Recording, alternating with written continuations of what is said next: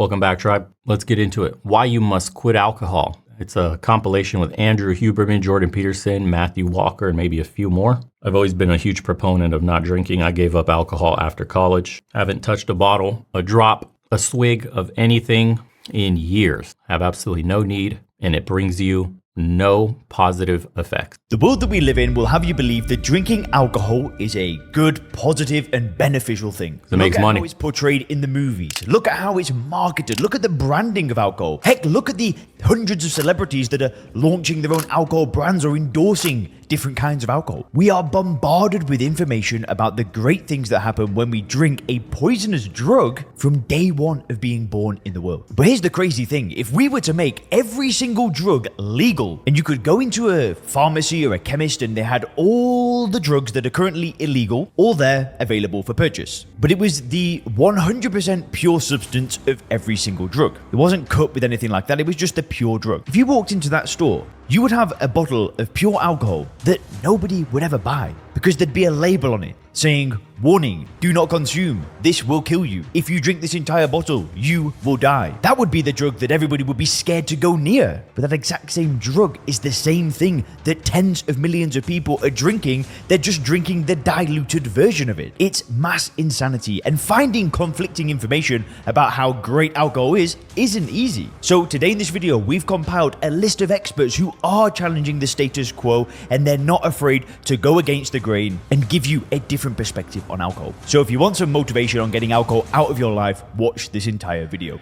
I hate to break it to you, but the reality is ethanol produces substantial damage to cells. And it does that because when you ingest ethanol, it's broken down into acetaldehyde. And if you thought ethanol was bad, acetaldehyde is particularly bad. Acetaldehyde is poison. It will kill cells. It damages and kills cells, and it is indiscriminate as to which cells it damages and kills.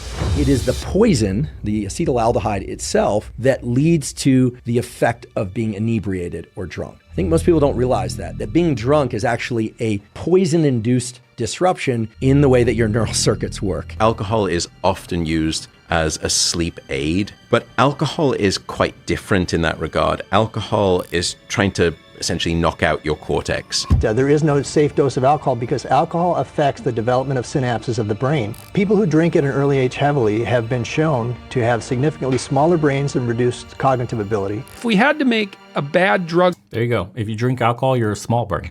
legal, the worst choice was alcohol. It is one of the most destructive drugs to various parts of your body and different organs. You might want to put down your drink to hear this. No amount of alcohol is safe. I should mention that alcohol is actually considered a class 1 carcinogen or cancer-causing agent by the World Health Organization, so that's the same category as benzene and tobacco smoke. No family in Britain which doesn't have someone who's been damaged by alcohol. Alcohol it's a hell of a drug, man. Hey everyone, if you have a minute, please head over to legionofmen.store and grab yourself some cool merch as well. We have a bunch of limited edition designs, brand new stuff on the way, and all the proceeds go to supporting the channel. We don't want to be sponsored by corporations where we have to submit videos for review, have our speech impeded, or push any products that we don't use. So thank you so much to everybody that goes into the shop. Again, it's legionofmen.store. I'll put it up here for you guys. First time customers get a 10% off, and we have a bunch of great designs by artists from the community that watch the channel and support. They get proceeds as well, a percentage of everything that gets sold. So community funded through and through. And it's no synthetic fibers on any on our products. We're using cotton only, of course. I got your back from all those chemicals from synthetic fibers. Again, appreciate you guys. Let's continue. When you drink alcohol, it can pass into all the cells and tissues of your body. It has no trouble just passing right into those cells. The fact that it can pass into so many organs and cells so easily is really what explains its damaging effects. Ethanol produces substantial damage to cells.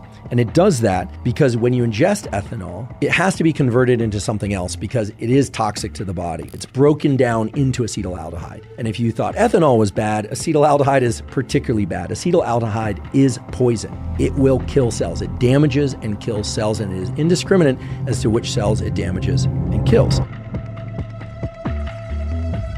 The key thing to I wonder, reading the comments, how people are going to cope with the fact that they need a drink. For those that are pro-drinking alcohol, what are your reasons? Please let me know in the comments. understand here is that When you ingest alcohol, you are, yes, ingesting a poison, and that poison is converted into an even worse poison in your body. It is the poison, the acetaldehyde itself, that leads to the effect of being inebriated or drunk. I think most people don't realize that being drunk is actually a poison-induced disruption in the way that your neural circuits work. In thinking about If you drink alcohol, you're a cuck of the industry. All these famous people with their piece of shit tequilas and their whiskeys and all this degenerate ass shit that's destroyed families for generations, propagating this poison throughout society while they make a quick buck off you. All the families that have dealt with alcoholics for parents and the trauma of growing up in such a household. Imagine willfully consuming this shit. About the biochemical effects of alcohol and what it's doing to the body. What it's doing in all cases, it's consumed into the gut. The liver immediately starts this conversion, ethanol to acetaldehyde to acetate. And some amount of acetaldehyde and acetate are making it into the brain. It crosses the blood-brain barrier. Most things, thankfully, can't pass across the blood-brain barrier, but alcohol, because it's water and fat soluble, just cruises right across this fence and into the milieu, the environment of the brain. So it goes into every nook and cranny in the brain. And there it has lots of influences. So it slows down the excitatory signals, it speeds up the inhibitory signals. I wish I never picked up alcohol when I went to college. That's when I really started drinking. I was always around people that were drinking constantly, heavily, all the time. Drinking culture was huge in the town I was living in when I was going to college. So constantly going out at nights, always had a drink in hand, always going to after parties, always kickbacks, always alcohol was always there. Just something you did naturally because that's all we knew. We were kids and we were dumb. Big mistake. If I could give young people a warning, never pick up this habit. It's fucking disgusting. Your body knows it's disgusting because the moment you try to pick it up, your very first drink, we all have the same exact feeling. It smells and tastes disgusting. It's an acquired taste. No, that's you numbing yourself to the poison you're taking. And then your body then becomes addicted, dependent on the substance, so then you actually start craving it. It has its uses, just not in the degenerate ways we consume it in society today. It was probably used for religious purposes like drinking a wine, the blood of Christ, something Orthodox Christians do here in Eastern Europe, or whatever other ways it was used in some form of religious ceremony or paganism prior to that. It wasn't until later that the degenerates had gotten a taste for it, and then they started just replacing water with beer now, and let's do it. Human nature, man, breeds stupidity, unfortunately. There's a slight suppression in the activity of neurons in the prefrontal cortex. This is an area of your neocortex that's involved in thinking and planning, perhaps above all in suppression of impulsive behavior. And as you shut down the prefrontal cortex, that GABAergic suppression of impulses starts to be released. So people will say liquid courage that they want to say without so much forethought about what they're saying. Or they might do things that they want to do without really thinking it through quite as much, or they might not even remember thinking it through at all. One of the more important things to know about the effects of alcohol in the brain is areas of the brain that are involved in flexible behavior, sort of considering different options, like I could do A or I could do B. Those brain areas basically shut down. Probably the most common detriment that alcohol has to the brain is the fact that alcohol is a depressant to the central nervous system. So it impairs your judgment, it impairs your reflexes, and your ability to think through. And damages your brain cells. I don't know how much dumber I've gotten from drinking alcohol, but it could have been measured from all the years of drinking. Probably have a measurable drop in IQ because of it. Probably affects my memory to this day, my long-term ability to recall and whatever else, problem solve as a result of alcohol, most likely. Top-down inhibition is diminished. That is, habitual behavior and impulsive behavior starts to increase. This is true in the short term, so after people have 1 or 2, maybe 3 or 4 drinks. But it's also true that the more often that people drink, there are changes in the very circuits that underlie habitual and impulsive behavior. For the person that drinks, say, every Thursday night, or goes out only on Saturdays, but every Saturday, there's evidence that there are changes in the neural circuits of the brain that control habitual behavior and impulsive behavior, and they are modified and strengthened in ways that make those people more habitual and more impulsive outside the times in which they are drinking. And when they drink, impulsive and habitual behavior tends to increase even further. When we ingest alcohol, alcohol, the toxic effects of alcohol, disrupt those mood circuitries, at first making them hyperactive. This is why people become really talkative. People start to feel really good after a few sips of alcohol, at least most people do. Then as they ingest more alcohol, serotonin levels and the activity of those circuits really starts to drop. And that's why people feel less good. And typically what they do, they go and get another drink and they attempt to kind of restore that feeling of well-being and mood. Now, typically what happens is that as people ingest the third and fourth, maybe even the fifth drink, there's an absolute zero chance of them recovering that energized mood. Right? Most people, as they drink more and more, will now start to feel more and more suppressed. The forebrain is now shutting down quite a lot. A lot of the motor cortical areas that control coordinated movement and deliberate movement start to shut down. So people start to slur their speech. People start to shuffle their feet. People forget their posture. People start to lean on things. People start passing out on couches. There's a great depression. It makes you more extroverted and enthusiastic while you're on the ascending limb of the blood alcohol curve, which is why you have to keep drinking once you start. Because if you plateau, that goes away. So you got to keep drinking. Okay, so that's one thing. It makes you more enthusiastic and more full of positive emotion. And the second thing it does is reduce anxiety. And so if you are a bit more socially anxious and you also have that positive response to alcohol, which everyone doesn't have, by the way, then it's a great drug. But the problem is it's a great drug for the moment. Right. Right. There's consequences. There is no safe dose of alcohol because alcohol affects the development of synapses of the brain. People who drink at an early age heavily have been shown to have significantly smaller brains and reduced cognitive ability. They can now see and not have to wait till autopsy studies. The gray matter, the actual neurons that are the structure of the brain shrink. You know, you probably heard, oh, you're killing brain cells. Well, you actually are. A recent study, however, finally addressed the question of whether or not low to moderate amounts of alcohol consumption can cause brain degeneration. What they found was that even for people that were drinking low to moderate amounts of alcohol, so 1 or 2 drinks per day, there was evidence of thinning of the neocortex, so loss of neurons in the neocortex, and other brain regions. Binge drinking definitely kills brain cells. It alters neural communication in such a way that it can change the structure and the function of the brain for a long time. Fucking knew it. Anytime you binge drink, you're gonna alter the brain, probably permanently. The plasticity can help it recover, but the more you do this, the less likely you are to be able to sort of overcome those perturbations.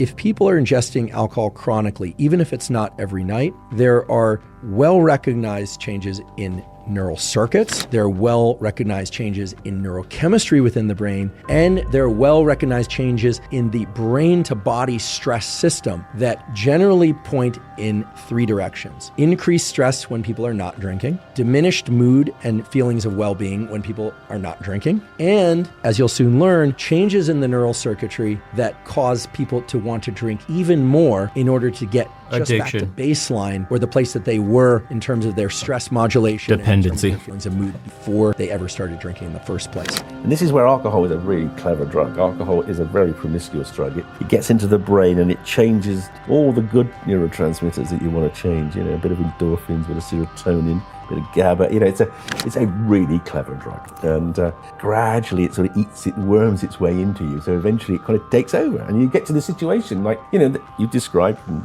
you know, I've had patients of mine who say they just find themselves drink. They don't even intend to drink. They're just suddenly there drinking. They don't know how they got there. They don't want to do it.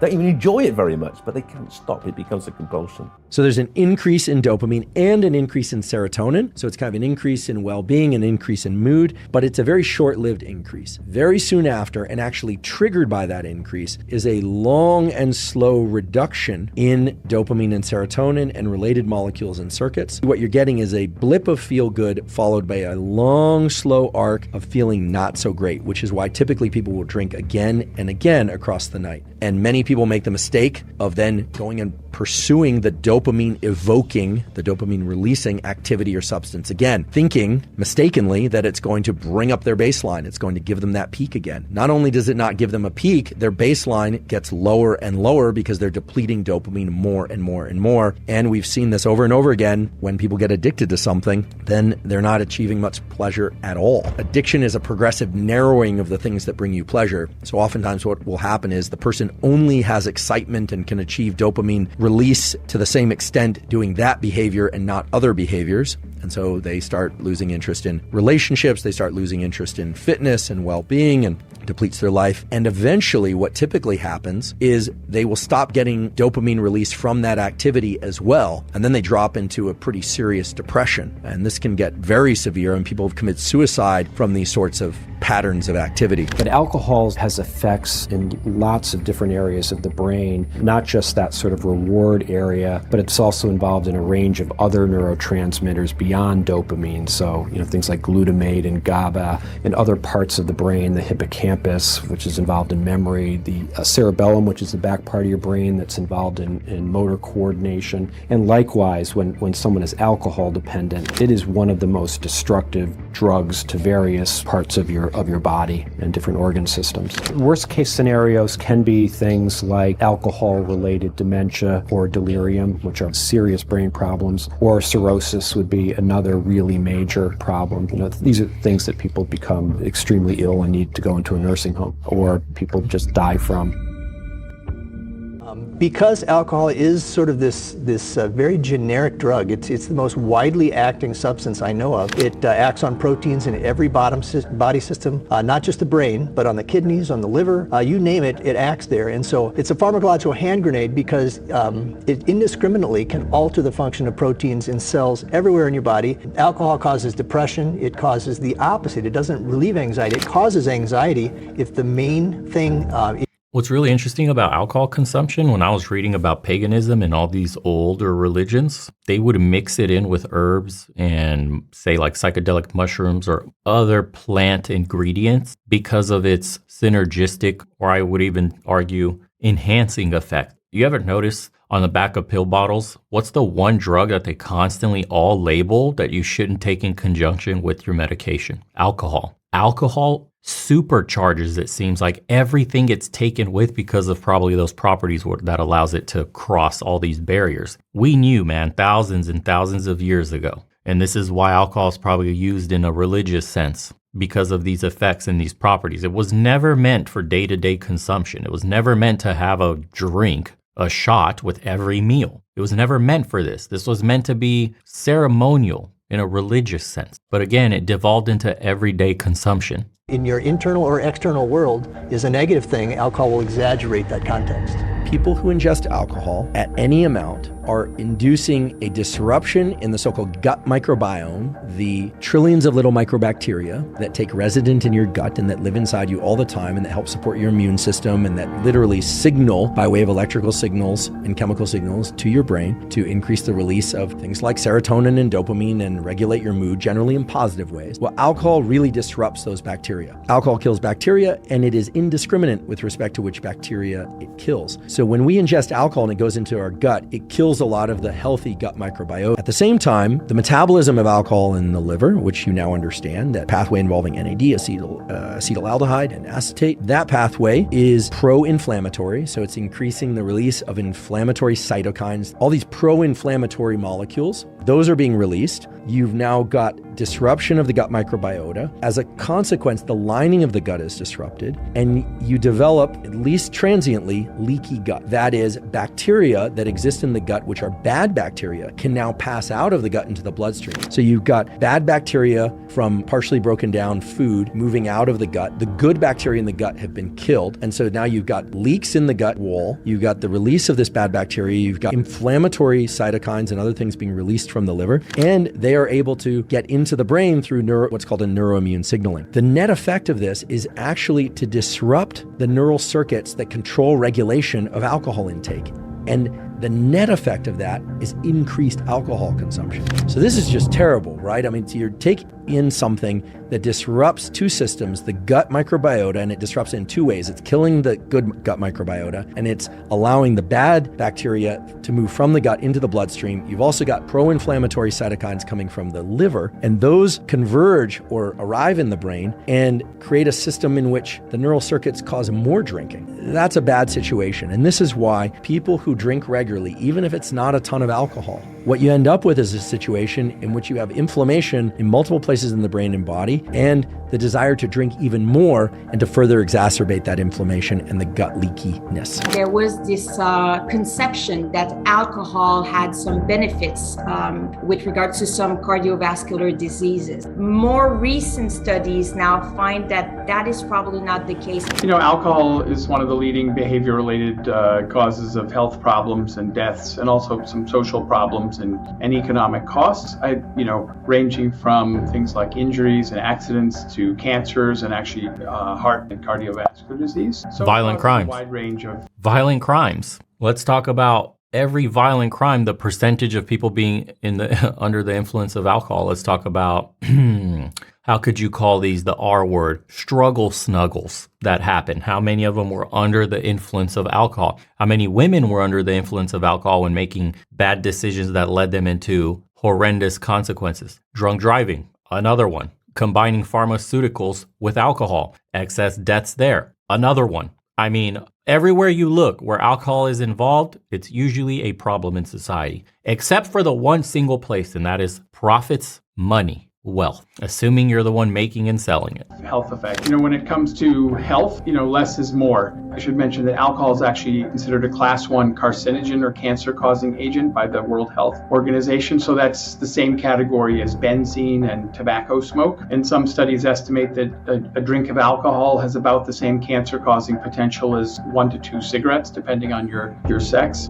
In Western cultures, alcohol is the most harmful drug overall because it's the most harmful drug to society, because it's the most widely used drug. Yeah, and alcohol also makes people aggressive. It's the only drug we know that actually makes people aggressive. So you see a massive effect on crime rates because half the people who murder someone are drunk. Oh, yeah. And half the people who are murdered are drunk. No family in Britain, if you look at an extended family, 3 generations, in which doesn't have someone who's been damaged by alcohol through addiction, through violence, traffic accidents, or being a victim because of someone else who was drunk and violent. Almost every family in Britain is affected, but we don't own up to it. We kind of push it under the carpet. We know there's a problem, but we don't talk about it because to do about it, we're embarrassed. People are fearful of other drugs illegal because it helps deflect their attention away from the problems of alcohol. Politicians love to get hysterical about a new drug because it means they can do something about drugs and don't have to be held to account over their failure to deal with the problems of alcohol.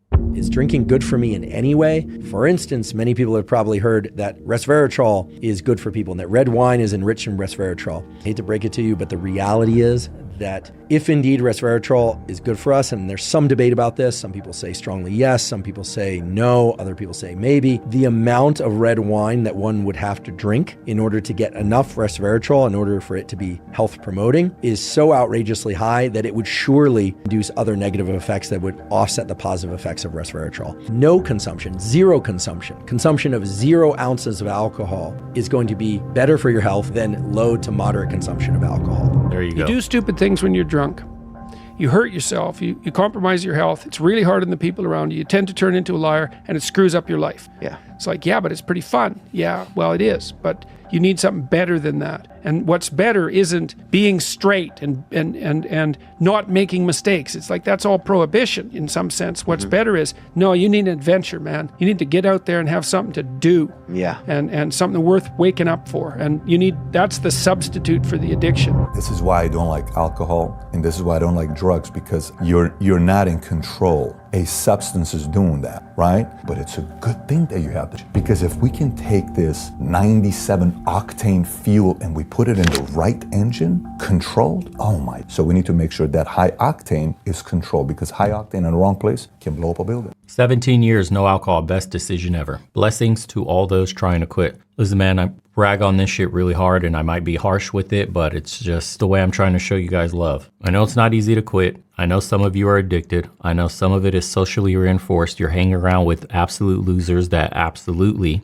depend on alcohol in social situations. You may be one of them. It is what it is. Or your friend group, all they know is drinking and when they go out. I understand it's not easy, but for your own health, please, you have to stop. Try to frame it in your mind that you're doing this not only for yourself. Some of you may not have kids, but if you do, imagine your son or your daughter. Your children are looking at you every time you drink, every time you get a little stumbly, every time you start slurring a little bit, start to trip up where you're walking, imagine them seeing you in that weakened state. For those of you that don't have kids, imagine you're trying to be an example. What would you look like as a father? How would you describe yourself as the perfect dad? Would the perfect version of you even consume alcohol? Would you want to waste your hard-earned money on something that brings you absolutely nothing positive? It does nothing for you. All it does is take. It takes from you, and yet you willingly spend money on this. Some of you may be breaking generational curses. Maybe your father was a drunk. Your grandfather was a drunk. Maybe it's hereditary. You come from a line of drunks somewhere. You got to give this up. You may have a sibling that's younger than you that's looking up to you. You may have parents that are depending on you or will soon, or grandparents already dependent on you. You have to live this life. We get one ticket, man, one shot at this entire thing, and you can't spend it wasting time on things that don't bring you any positivity in your life. This is simply a money pit and a coping mechanism to run away from the problems of today you may be facing. But those problems never go away until you actually address them. So instead of doing it at the bottom of a glass, go out into the world. Go for a walk. Go for a run. Go exercise. Go climb up a mountain. Go swim in the ocean. Take a stroll through the forest. Get your body moving. Find a purpose, like Jordan Peterson said, an adventure. Something higher, greater than yourself, an ideal to strive for. We don't have to talk about prohibition and abstaining from drinking. We have to replace that need with an ideal, a goal so high, so lofty, so incredible that it energizes you to even just think about it,